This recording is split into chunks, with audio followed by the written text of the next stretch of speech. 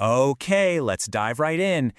We tend to think of history as this grand, sweeping story, right? Shaped by brilliant leaders and genius strategies. But the truth is, sometimes the entire course of human events can pivot on a single, tiny bug in the code, a moment of pure, dumb luck. All right, so picture this. Sarajevo, 1914. A group of Serbian nationalists have this pretty straightforward plan. They're going to assassinate Archduke Franz Ferdinand, the heir to the whole Austro-Hungarian Empire. But their first shot at it, it's a total bust. A bomb gets thrown, but it just bounces right off the Archduke's car and blows up behind them. So the plot's over, right? Mission failed? So yeah, the mission's a failure, and the assassins just kind of scatter. One of them, this 19-year-old kid named Gavrilo Princip, figures, well, that's that. The day is a total wash. So he wanders over to a little food shop to grab a sandwich. He's just another dejected teenager, about to become a historical footnote. Or so you'd think. Meanwhile, the Archduke finishes up a meeting at the town hall and decides, he wants to go visit the people who were injured in that bomb attack earlier. But here's the thing. His driver has no idea where he's going in Sarajevo, and nobody told him the route was changed for security. So he makes this one critical mistake. He takes a wrong turn. The driver realizes he's messed up, so he slams on the brakes to turn the car around, and in the process, he stalls the engine.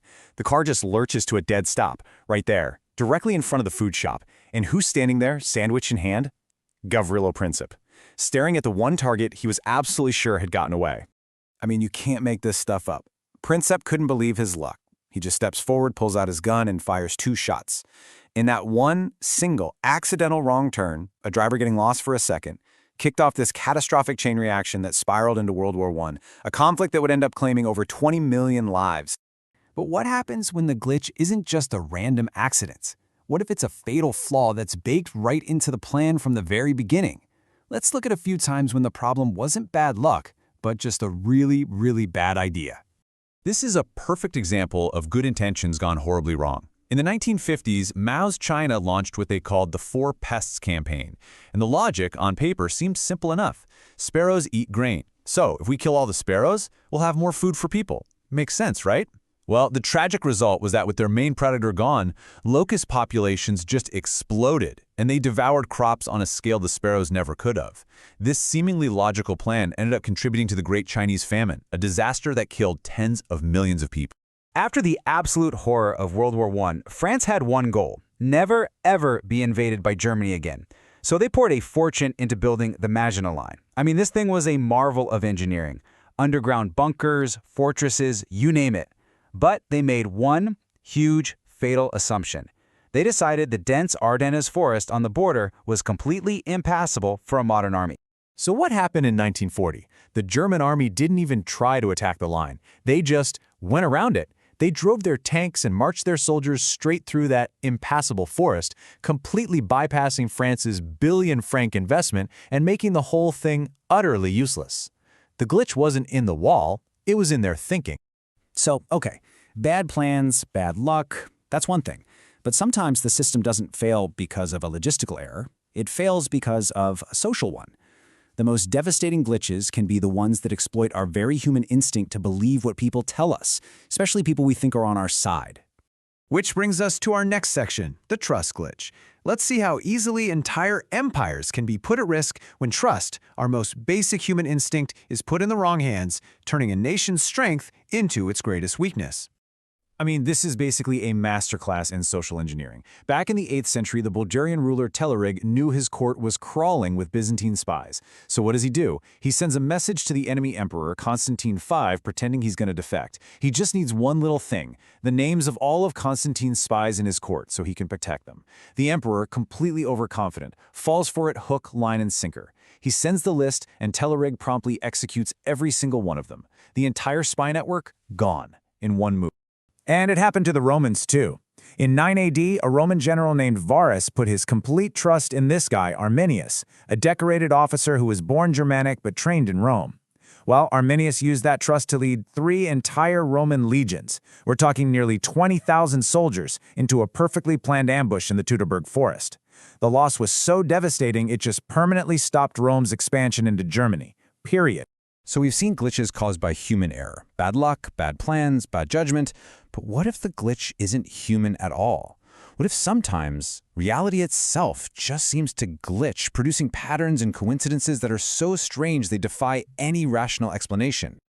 Okay, get ready for this one. This is the story of the Jim twins. They were identical twins, separated at just 4 weeks old, adopted by different families. When they finally met for the first time at age 39, they discovered their lives were just bizarrely similar.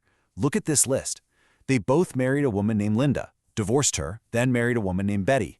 They both had sons they named James. They even had the same name for their childhood dogs, and they never, ever knew the other one existed.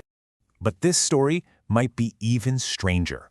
So, in July 1900, the King of Italy, Umberto I, is at a restaurant, and he meets the owner, who is his perfect physical double, a spitting image. As they start talking, the coincidences just pile up. Same birthday, same town, both married a woman named Margarita, both had a son named Vittorio. It's unbelievable. The king is totally amazed by this, and he invites his double to an event the next day. But this is where the story takes a really dark, unbelievable turn. On the morning of July 29th, the restaurant owner is killed in an accidental shooting. That same evening, just hours after being told his doppelganger is dead, King Umberto I is shot and killed by an anarchist. Two identical lives ending violently on the exact same day. So we've seen glitches that are accidental, glitches that are intentional, and glitches that are just profoundly strange. But for this last one, I want to ask, what if the glitch isn't a single event, but an entire culture's core belief? What happens when a society's greatest strength becomes its most fatal flaw? For this, we're going to turn to fiction, so the world of Avatar: The Last Airbender. In that world, you have the air nomads, and their whole deal, their entire society, is built on pacifism. They're monks, deeply spiritual, and totally committed to a life of peace. They truly believe violence only creates more violence, and their powers are designed only for defense, never to harm. Well, that beautiful philosophy became their fatal vulnerability. When the militaristic Fire Nation decided the air nomads were an obstacle to their conquest, they launched a coordinated genocide.